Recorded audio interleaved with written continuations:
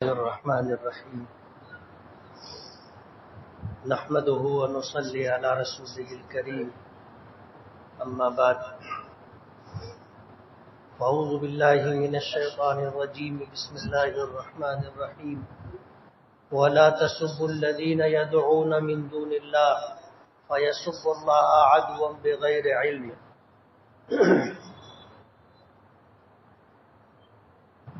صدق اللہ العظیم۔ بزرگان محترم اور عزیز دوستوں، اسلام ایک دین فطرت ہے اور نبی کریم صلی اللہ علیہ وسلم کا ارشاد گرامی ہے کہ کل مولود یولد علی الفطرہ، ہر بچہ دین فطرت پر پیدا کیا جاتا ہے۔ فَأَبَوَاهُ يُهَوِّدَانِهِ او يُنَصِّرَانِهِ او يُمَجِّسَانِهِ، تو پھر اس کے ماں باپ اس کو یا تو عیسائی بنا لیتے ہیں یا یہودی بنا لیتے ہیں یا مجوسی بنا لیتے ہیں، لیکن ہر بچہ دین فطرت پر پیدا ہوتا ہے۔ یہی وجہ ہے کہ اسلام کے جتنے احکامات ہیں ان احکامات کو دیکھ کر ہر ایسا شخص جس کی فطرت سلامت ہے وہ کبھی اختلاف نہیں کرے گا، اسلامی احکامات و عبادات پر اعتراضات نہیں کرے گا، اس لیے کہ اسلام دین فطرت ہے، اور فطرت اگر لوگوں کی سلامت ہے تو اسلام کے تمام تر احکامات سے وہ اتفاق کریں گے۔ یہ الگ بات ہے کہ اس کا اظہار نہ کریں اور اس کو قبول نہ کریں، لیکن اسلام کے تمام تر احکامات عین انسانی فطرت کے مطابق۔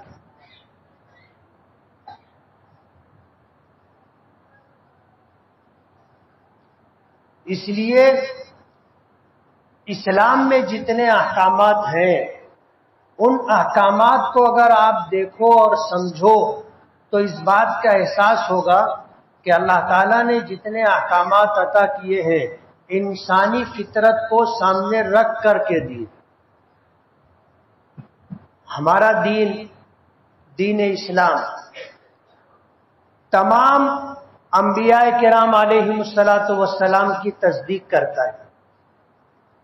ہمارا ایمان مفصل ہے کہ آمنت باللہ، میں اللہ پر ایمان لایا، وملائکتہ، اس کے فرشتوں پر ایمان لایا، وکتبہ، اور اللہ کی تمام کتابوں پر ایمان لایا، ورسلہ، اور اللہ کے تمام رسولوں پر ایمان لایا، والیوم الآخر والقدر خیرہ وشرہ من اللہ تعالی والبعث بعد الموت، آخرت کے دن پر، اچھی بری تقدیر پر، اور مرنے کے بعد دوبارہ اٹھائے جانے پر، زندہ کیے جانے پر ایمان رکھتا ہوں۔ یہ ایمان مفصل ہے۔ یہی وجہ ہے کہ ہم نے جناب رسول اللہ صلی اللہ علیہ وسلم کے علاوہ جتنے انبیاء کرام علیہم السلام ہیں کبھی بھی ہم نے ان کی اہانت نہیں کی، ہم نے کبھی ان کی تحقیر نہیں کی۔ جس طرح ہم اپنے آقا جناب رسول اللہ صلی اللہ علیہ وسلم سے عقیدت اور محبت رکھتے ہیں، ان کی نبوت اور رسالت پر ایمان رکھتے ہیں، بے عینی ہی اسی طرح حضرت عیسیٰ علیہ السلام، حالانکہ کرسچن ان کو اپنا نبی مانتے، حضرت موسیٰ، حضرت ابراہیم، حضرت اسحاق، حضرت یوسف، حضرت یعقوب، حضرت داؤد، حضرت سلیمان، یہ یہودیوں کے انبیاء کرام علیہم السلام، لیکن ہم ان کا احترام بھی جناب رسول اللہ صلی اللہ علیہ وسلم ہی کی طرح کرتے۔ اور اس بات کا حکم ہمارے دین نے، ہماری شریعت نے ہمیں دیا ہے۔ ہم تمام نبیوں پر، رسولوں پر ایمان رکھتے ہیں، حتیٰ کہ انہیں جو کتابیں دی گئی تھی، توریت ہے، انجیل ہے، زبور ہے، جو صحیفے دیے گئے تھے، ان تمام صحیفوں پر بھی ہمارا ایمان ہے۔ یہ ایک الگ بات ہے کہ آج کوئی آسمانی کتاب سوائے قرآن پاک کے محفوظ نہیں رہی۔ ہر زمانے میں لوگوں نے اپنی سہولت کے اعتبار سے، اپنے مفادات کے لیے اس میں تغیر و تبدل کیا، لیکن ہم کہتے ہیں کہ اللہ کی تمام کتابوں پر ہمارا ایمان ہے۔ یہی وجہ ہے کہ ہمیں ہماری شریعت نے منع کیا ہے کہ کسی دوسری شریعت کو، اس شریعت کے بانیان کو، اس شریعت کی عبادات کے طور طریقے کو، اس شریعت میں جو محترم سمجھے جاتے ہیں، ان کو کبھی برا بھلا مت بولو، نہ کبھی ان کو مذاق بناؤ، اور نہ ان کے طریقہ عبادت پر کبھی اعتراض کرو۔ قرآن کریم میں اللہ پاک کا ارشاد ہے، وَلَا تَسُبُّوا الَّذِينَ يَدْعُونَ مِن دُونِ اللَّهِ فَيَسُبُّوا اللَّهَ عَدْوًا بِغَيْرِ عِلْمٍ، کہ تم ان لوگوں کو برا بھلا مت کہو، ان لوگوں کو برا بھلا مت بولو جو اللہ کے علاوہ دوسری کسی چیز کی پوجا کرتے، اللہ کے علاوہ دوسرے کسی اور کو معبود مانتے ہیں، تم ان کو برا بھلا مت بولو، ورنہ ہوگا کیا اس کا رد عمل، اس کا ریئیکشن، فَيَسُبُّ اللَّهَ عَدْوًا بِغَيْرِ عِلْمٍ، وہ نادانی میں، جہالت میں اللہ کو برا بھلا کہیں گے۔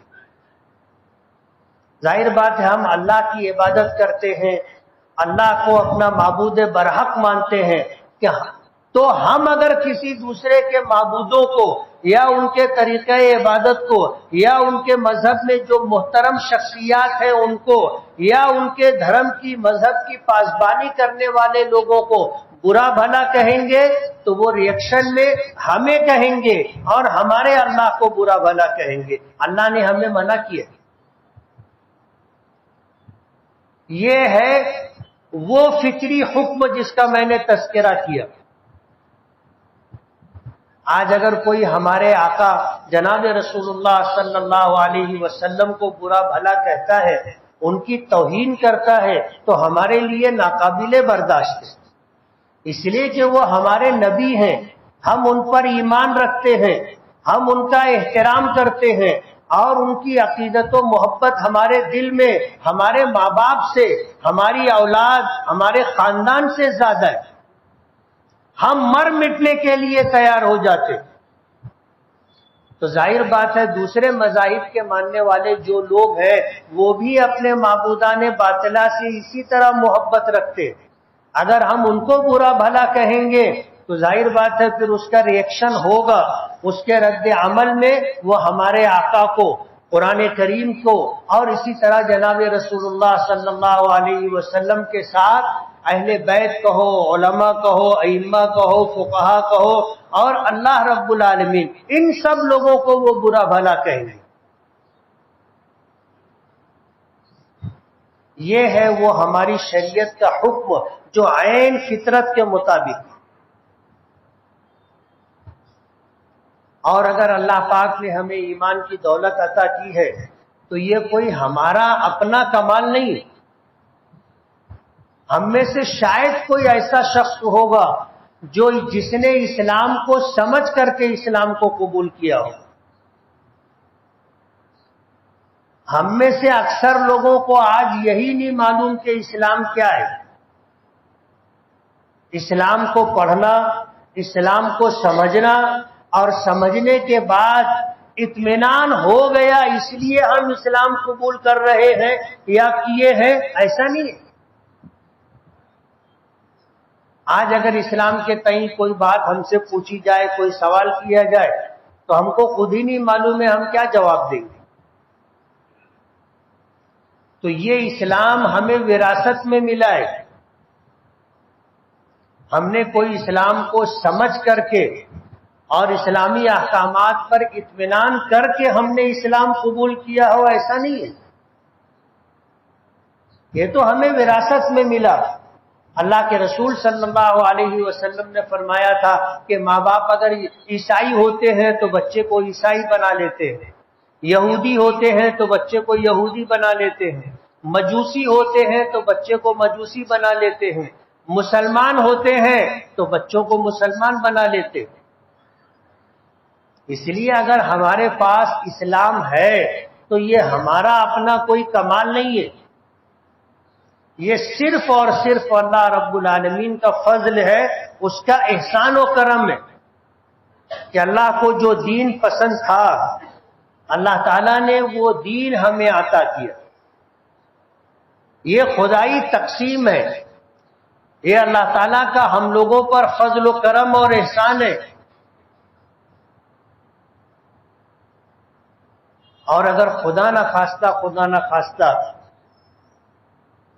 مسلمان ماں باپ کی گود نہیں ملی ہوتی تو ہم بھی کہیں اور ہوتے نا۔ اگر ہمارے ماں باپ مسلمان نہیں ہوتے تو ظاہر بات ہے ہم بھی مسلمان نہیں ہوتے۔ جیسے ہمارے مسلمان جس دین و دھرم کو ماننے والے ہوتے ان کی گود میں آنے والے بچے بھی اسی دین و دھرم کو لے کر کے چلتے ہیں۔ جیسے ہم نے اسلام کو سمجھے بغیر قبول کیا ہے، اسی طرح دوسرے دھرم کے لوگوں نے بھی اپنے دھرم کو سمجھے بغیر قبول کیا ہے۔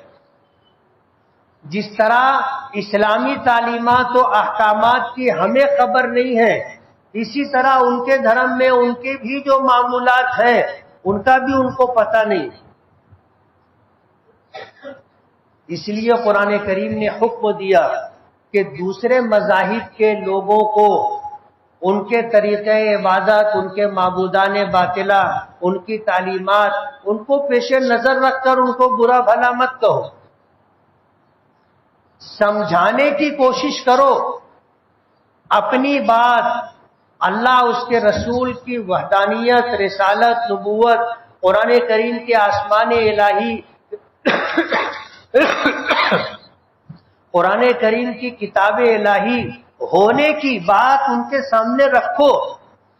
ان میں سے جن کو نوازنا ہوگا اللہ نواز دے گا، وہ ایمان قبول کرے گا، دنیا کے ساتھ اپنی آخرت بھی بنا کر کے جائے گا۔ ہمیں اس بات کا حکم ہے۔ لیکن آپ نے دیکھا ہوگا قرآن کریم کی ایک سورت ہے سورہ کافرون، جناب رسول اللہ صلی اللہ علیہ وسلم نے حتی الامکان پوری کوشش کی، اللہ کی بات، توحید و رسالت کی بات، قرآن کریم کے کتاب الہی ہونے کی بات آپ نے گلی گلی گھوم پھر کر کے، دروازوں پر دستک دے کر کے، لوگوں کی نجی مجلسوں میں جا کر کے، عمومی مجمعوں میں جا کر کے، بازاروں میں گھوم پھر کر کے آپ نے لوگوں کو اسلام کی طرف بلایا کہ یا ایھا الناس قولوا لا الہ الا اللہ تفلحوا، اے لوگو لا الہ الا اللہ کہو اور اسے مانو تاکہ تم کامیاب ہو جاؤ۔ جب یہ عمومی طور پر چل پھر کر کے آواز دے کر نبی کریم صلی اللہ علیہ وسلم کہتے تھے تو ان کے پیچھے ان کے مخالفین مشرکین چلا کرتے تھے اور کہتے تھے کہ لوگوں اس کی بات مت سنو، اس کی بات مت مانو، یہ دیوانہ اور پاگل ہو گیا ہے۔ مکے میں یہ سب کچھ ہوتا رہا ہے اور یہ سب کچھ تاریخ کے اوراق میں، سیرت کی کتابوں میں موجود ہے۔ حتیٰ کہ آپ کے اس پیغام پر، آپ کی اس دعوت و تبلیغ کے طور طریقوں پر آپ کو اذیت دی گئی، تکلیف دی گئی، کون سا حربہ آپ کے خلاف نہیں استعمال کیا گیا، کتابوں میں موجود ہے۔ سب کچھ انہوں نے کر لیا جو ان کے بس میں تھا، اور آپ کو پتا ہے کہ ایک وقت وہ آیا کہ جب وہ تمام حربوں کو استعمال کر کے مایوس ہو گئے تو پھر جمع ہوئے۔ کیا کرنا چاہیے؟ آپ کے چچا ابو طالب کے پاس گئے اور جا کر کے ان کو سمجھانا اور ان کو ہموار کرنا، اس بات کی کوشش کی اور ابو طالب کسی حد تک ان سے متاثر بھی ہو گئے. نبی کریم صلی اللہ علیہ وسلم کو بلایا اور بلا کر کے کہا کہ بھتیجے ان بوڑھے کاندھوں پر اتنا بوجھ مت ڈالو کہ یہ اسے اٹھا نہ سکے. نبی کریم صلی اللہ علیہ وسلم ابو طالب کی پرورش میں تھے، انہی کے ساتھ رہنا سہنا کھانا پینا سب کچھ تھا. حضور کے والد کا تو آپ کی ولادت سے پہلے انتقال ہو گیا تھا، دادا عبد المطلب کا انتقال ہو گیا تھا، 6 سال کی عمر میں والدہ کا انتقال ہو گیا تھا، 8 سال کی عمر میں دادا کا انتقال ہو گیا تھا. ابو طالب آپ کے سگے چچا تھے، تو ابو طالب نے نبی کریم صلی اللہ علیہ وسلم کو اپنی پرورش میں لیا تھا. تو ابو طالب نے آپ کو بلا کر کے کہا کہ یہ جو لوگ آئے ہیں یہ مکے کے رؤسا، مکے کے امراء اور مکے کے سردار ہیں، یہ کچھ باتیں لے کر کے آئے ہیں، کچھ کہنا چاہتے ہیں، اور حضور کو ہموار اور نرم کرنے کے لیے کہا کہ بیٹے ان کاندھوں پر اتنا بوجھ مت ڈالو کہ یہ کاندھے اسے اٹھا نہ سکیں. تو حضور نے دریافت فرمایا کہ کیا بات ہے؟ تو مکے والوں نے کہا کہ اگر تم کو دولت چاہیے تو ہم تمہارے قدموں میں دولت کا ڈھیر لگا دیں گے، سرداری چاہیے تو ہم تمہیں اپنا سردار مان لیتے، اور اگر عورتوں کی خواہش ہے تو مکے کی جس خاتون سے کہو گے ہم تمہارا نکاح کر دیں گے. مگر یہ جو باپ دادا کے دین کے خلاف ایک نئے دین کا تم پرچار کر رہے ہو، اسے بند کرو.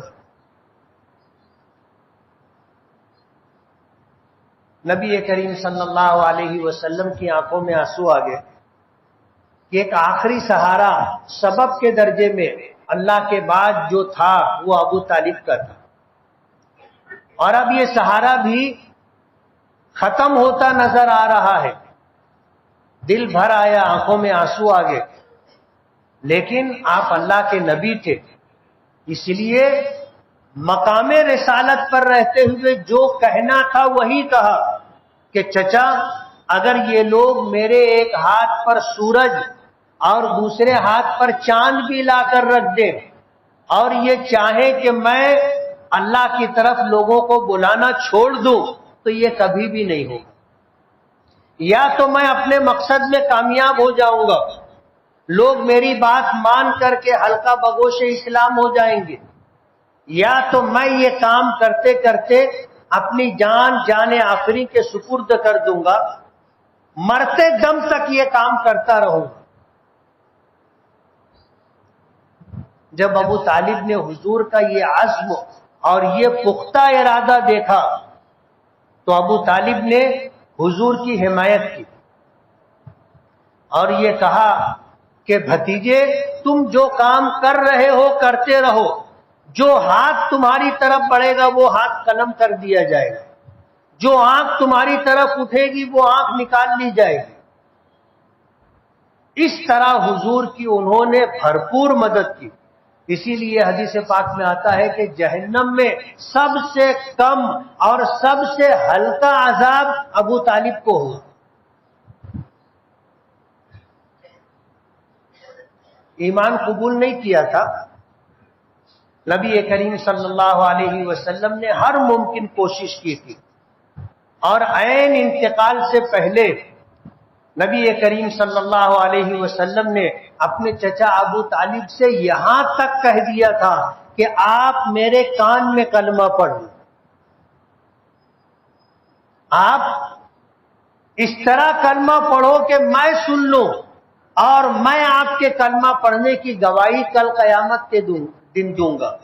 احاجک بہا عند اللہ یوم القیامہ، کل میدان محشر میں اللہ کے سامنے میں آپ کی طرف سے جھگڑوں گا، آپ میرے کان میں کلمہ پڑھ دیں. لیکن اس موقع پر مکے کے مشرکین اور سرداران بیٹھے ہوئے تھے. حضور پاک صلی اللہ علیہ وسلم کی بات سن کر کے انہوں نے ابو طالب کو کیا کہا؟ کہنے لگے کہ ابو طالب مکے کی بوڑھی عورتیں تم کو تانا دیں گی کہ موت کے ڈر سے اس نے باپ دادا کا دین چھوڑ دیا تھا.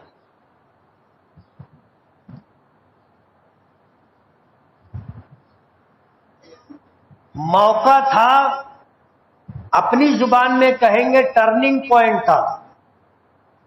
ایک طرف جنت ایک طرف جہنم تھی، تو راہے پر آ کر کے کھڑے تھے. کلمہ پڑھ لیتے راستہ کچھ اور ہوتا، نہیں پڑھے راستہ کچھ اور تھا. اسی لیے کہتے ہیں نا کہ فیصلہ کرنے کے وقت کسی بزدل آدمی سے مشورہ مت کرنا، کسی بیوقوف آدمی سے مشورہ مت کرنا، ورنہ وہ تمہاری رہی صحیح ہمت بھی ختم کر دے گا. مکے کے مشرکین نے یہی کیا. عین موقع پر جب انہوں نے یہ جملہ کہا کہ ابو طالب مکے کی بوڑھی عورتیں تم کو تانا دیں گی کہ موت کے ڈر سے اس نے باپ دادا کا دین چھوڑ دیا تھا، ابو طالب نے اس بات کو سن کر کے کہا اموت علی ملت عبد المطلب، میں اپنے باپ عبد المطلب کے دین و دھرم پر مرتا ہوں. ایمان نہیں لائے. حضور پاک صلی اللہ علیہ وسلم نے ابو طالب کے اس طرح چلے جانے پر انتہائی غم کا اظہار کیا. ابو طالب کے حضور پر احسانات تھے، ان احسانات کو ادا کرنے کے لیے حضور نے حتی الامکان کوشش کی، اور پھر اس کے بدلے میں حضرت علی کی پرورش اپنے ذمے لے لی تھی. ابو طالب اپنے چچا سے کہا تھا کہ آپ عیالدار شخص ہو، بچے زیادہ ہیں، تو یہ بچہ علی مجھے دے دو، میں اس کی پرورش کروں گا. تو حضرت علی بچے تھے، حضور نے ان کو لے لیا، اور جس طرح حضرت علی کے والد ابو طالب نے حضور کو پالا تھا، تو حضور نے ابو طالب کے بیٹے حضرت علی کی پرورش حضور نے کی. یہ اس احسان کا بدلہ ادا کر رہا تھا. حضور پاک صلی اللہ علیہ وسلم بہت غمزدہ اور دکھی ہوئے، اور آپ نے فرمایا کہ ابو طالب نے مجھ پر جو احسانات کیے تھے اس کی وجہ سے سب سے کم جہنم میں اگر کسی کو عذاب ہوگا تو وہ ابو طالب کو ہوگا، اور انہیں روزانہ ایک گھونٹ پانی دیا جائے گا. سب سے کم عذاب کون سا ہوگا؟ حضور نے فرمایا کہ پیروں میں آگ کی جوتیاں پہنائی جائیں گی، جس کی وجہ سے دماغ سر کے کھوپڑی میں ایسے ابلے گا جیسے ہانڈی میں دال ابلتی، اور یہ جہنم کا سب سے ہلکا عذاب ہوگا.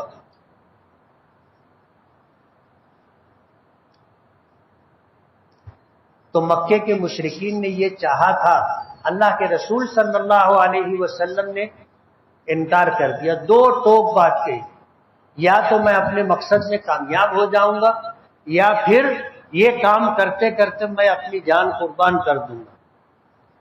مکے کے مشرکین نے بھی جب سارے حربے روکنے کے لیے استعمال کر لیے تو آخر میں انہوں نے بھی یہ طے کر لیا کہ اب خاکم بدہن محمد کو قتل کر دیتے صلی اللہ علیہ وسلم.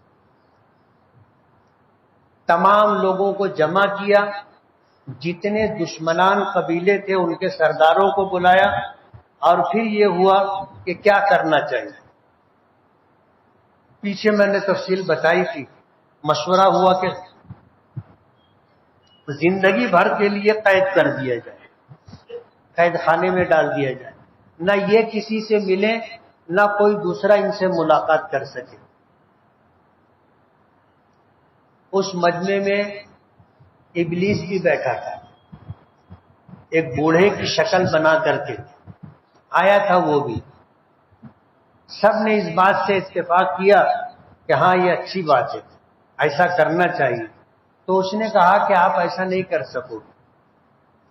ان کے جو خاندان کے لوگ ہیں، خاندان بنو ہاشم، وہ ان کو قید نہیں رہنے دیں گے، وہ چھوڑا کر کے لے کے جائیں گے کہ تم ان کے خاندان کے اور قبیلے کے ایک آدمی کو اس طرح ہمیشہ کے لیے قید کر دو اور وہ خاموش بیٹھے رہے. ایسا نہیں ہو سکتا.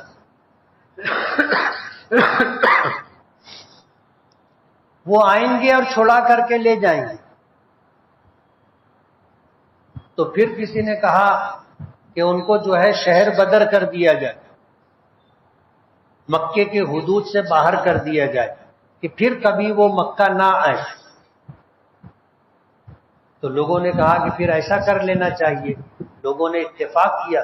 تو ابلیس نے کہا تھا کہ جب یہ مکے کے باہر جائیں گے تو یہی کام کریں گے، اور جب ان کے ماننے والوں کی تعداد بڑھ جائے گی پھر وہ طاقت کے زور پر مکے میں آئیں گے اور تم روک نہیں سکو گے، اور ایسا ہوگا۔ تو لوگ پھر خاموش ہو گئے۔ پھر کسی نے مشورہ دیا کہ ان کو قتل کر دینا چاہیے۔ تو لوگوں نے کہا کہ اگر ہم قتل کریں گے تو خاندان بنو ہاشم ہمیں قتل کر دے گا۔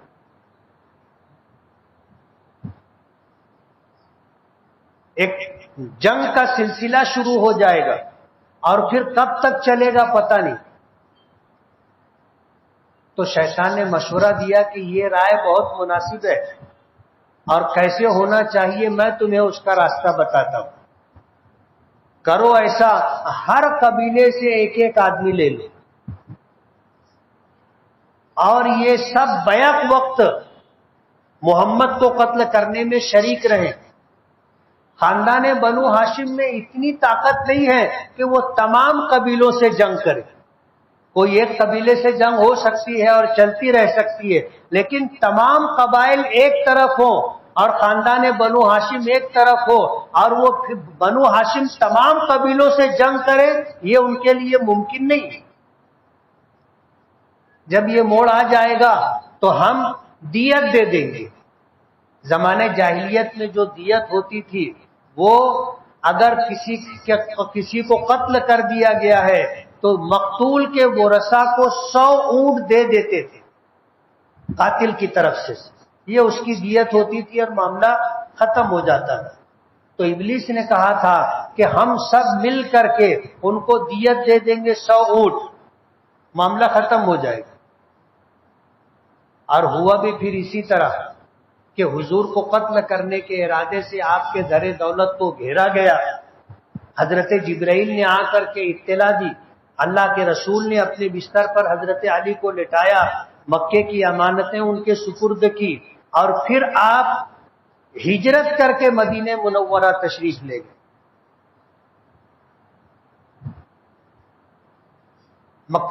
مکے سے مدینہ جانے کے بعد بھی مکے والوں نے وہاں چین سے بیٹھنے نہیں دیا۔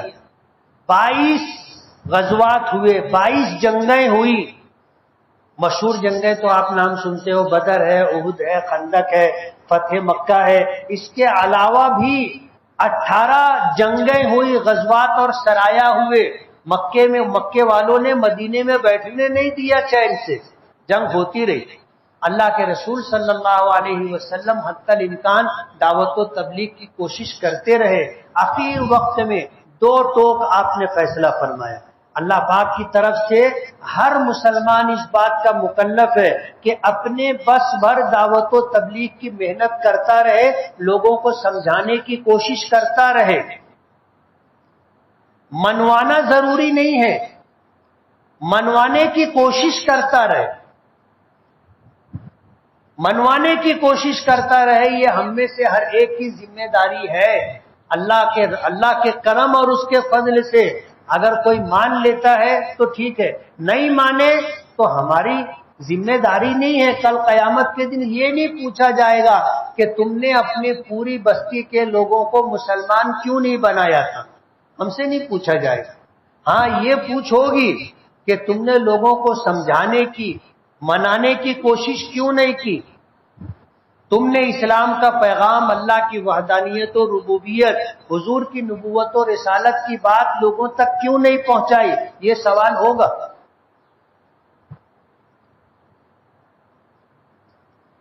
مان لیتے ہیں ٹھیک ہے، نہیں مانتے ہیں ہم نے اپنی ذمہ داری پوری کر دی۔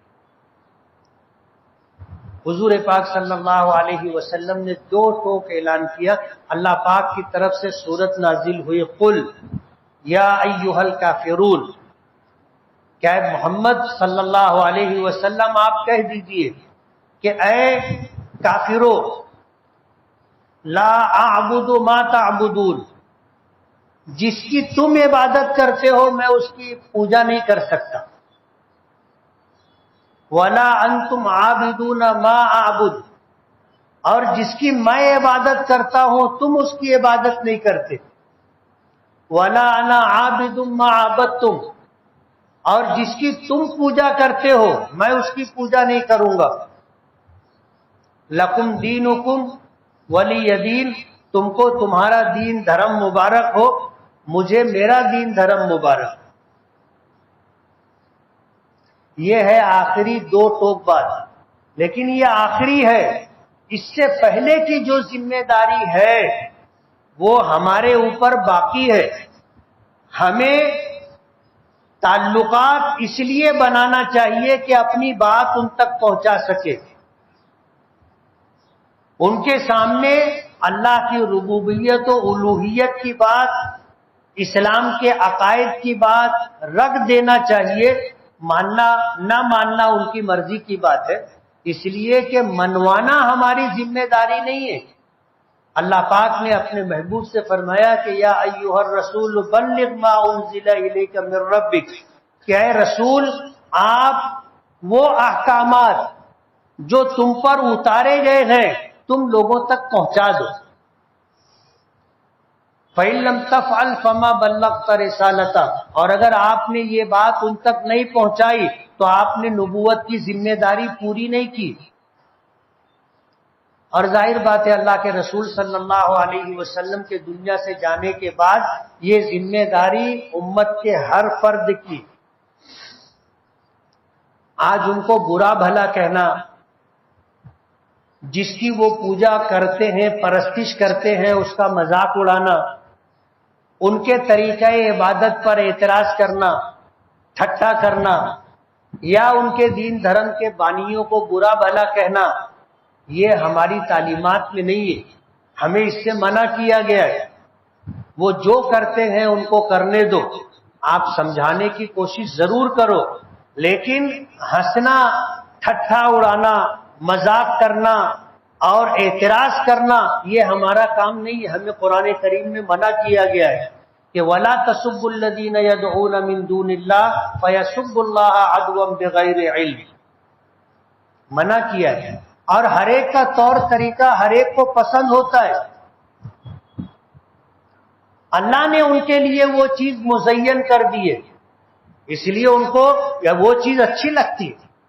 جیسے ہمیں نماز پڑھنا، روزہ رکھنا، زکوٰۃ دینا، حج کرنا، قرآن کریم کی تلاوت کرنا، اللہ کا ذکر کرنا ہمیں اچھا لگتا ہے، اس لیے کہ یہ ہمارے مذہب کا طور طریقہ ہے عبادات کا۔ اسی طرح ان کے مذہب میں بھی ان کی عبادات کا طور طریقہ ہے۔ جس طرح ہمیں یہ اچھا لگتا ہے اسی طرح ان کے طور طریقے کو اللہ نے ان کے لیے مزین کر دیا۔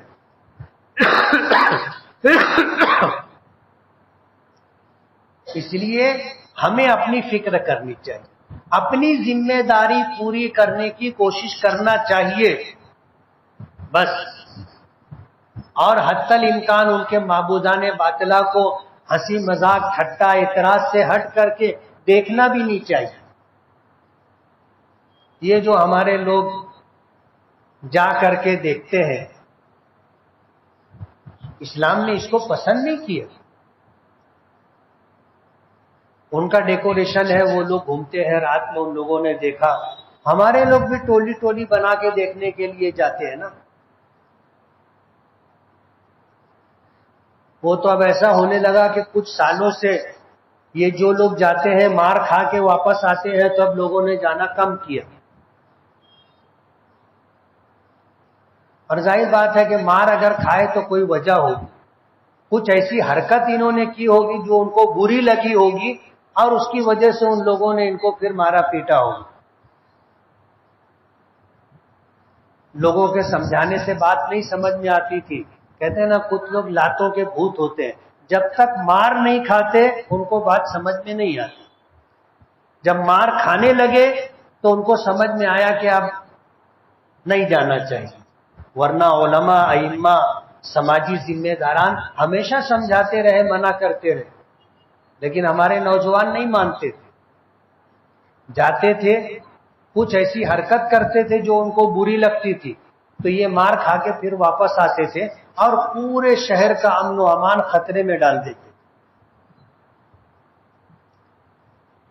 قرآن کریم نبی کریم صلی اللہ علیہ وسلم کا لایا ہوا دین و شریعت عین فطرت کے مطابق ہے، عین انسانی فطرت کے مطابق ہے، اور اللہ تعالی ہر بچے کو دین فطرت پر پیدا کرتا ہے. فطرت سلامت رہے تو اللہ اس کے رسول کے احکامات اور تعلیمات کسی کو بری نہیں لگتی. ایک ہے اسلام دشمنی اور ایک ہے مسلم دشمنی، دونوں میں فرق ہے. آج مسلم دشمنی عروج پر ہے، مسلم دشمنی عروج پر ہے، اور اسلام دشمنی برائے نام.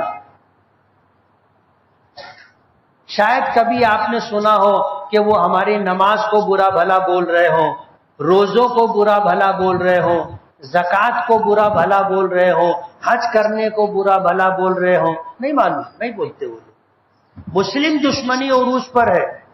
ہماری ٹوپی، ہماری داڑھی، ہمارا کرتا اسلام کا جو ظاہر ہے، جیسے مسجد ہے، مدرسے ہیں، یہ ان کو برا لگتا ہے اور اس کو مٹانے کی وہ پوری کوشش کر رہے ہیں. اسلام کے ظاہر کو مٹانے کی پوری کوشش کر رہے ہیں، اور اسلام ہمیشہ سے ہے، ہمیشہ آج بھی ہے اور ہمیشہ رہے گا. اس کو کبھی بھی مٹایا نہیں جا سکتا. اللہ اس کو باقی رکھے گا، اور جب اللہ اس کو ختم کرے گا تو دنیا ختم ہو جائے گی. اس لیے ضرورت اس بات کی ہے کہ ہم اپنی ذمہ داریوں کا احساس کریں اور ہمیں کیا کرنا ہے، جس بات کا ہمیں شریعت نے، اللہ اس کے رسول نے حکم دیا ہے، اس پر عمل کریں. اللہ تعالی ہمیں عقل سلیم اور فہم سلیم عطا فرمائے. وآخر دعوانا ان الحمد للہ رب العالمین.